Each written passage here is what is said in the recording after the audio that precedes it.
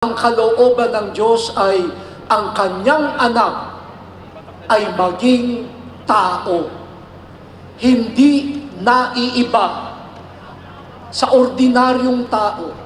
Makikiisa siya sa mga makasalanan na pumipila para magpabinyag.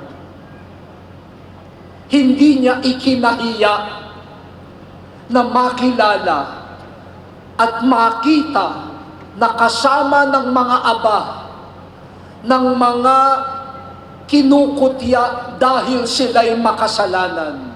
Hindi. Hindi niya yun ikinahiya. Ipinadama niya sa kanila.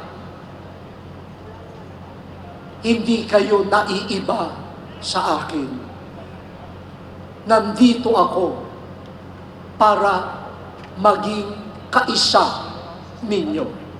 Kapag meron kayong kaibigan, kamag-anak, na minsan ay nakakalimot, huwag niyong husgahan, kasi tayo naman nakakalimot din.